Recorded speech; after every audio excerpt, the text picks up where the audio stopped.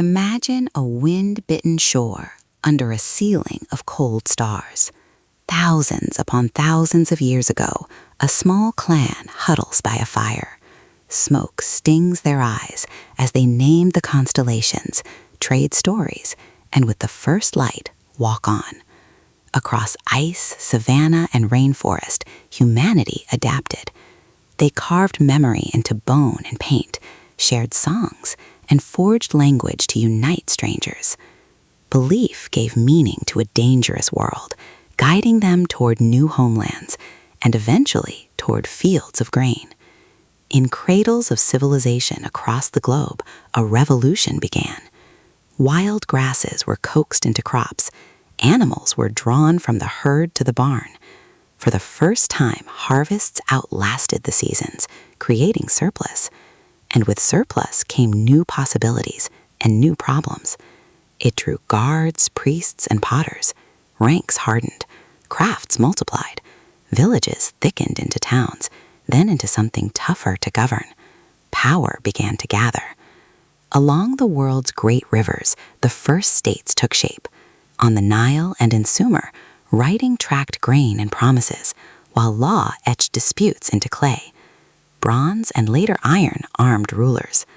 Monumental walls and temples displayed power to all who looked up.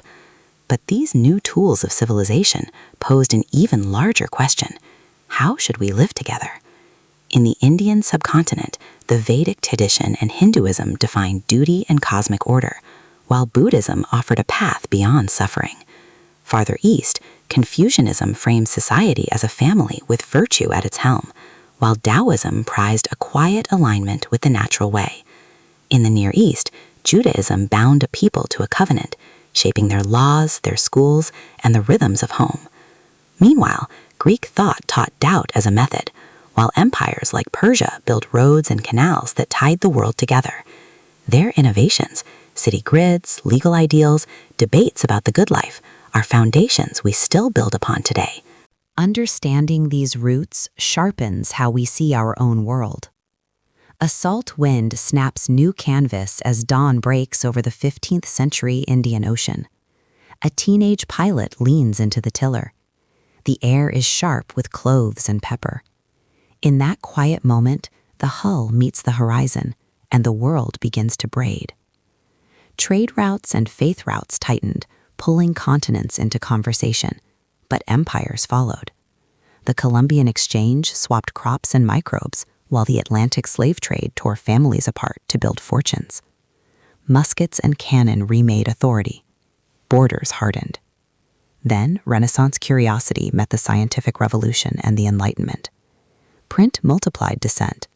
Coffee houses buzzed with new ideas that challenged kings and custom. Who gets to govern and by what right? Factories tapped buried sunlight, and crowded cities reordered life in noise and soot. And besides conquest, resistance grew. The First World War shattered old certainties. A second global war destroyed them. Out of the ruins, new nations demanded their voice.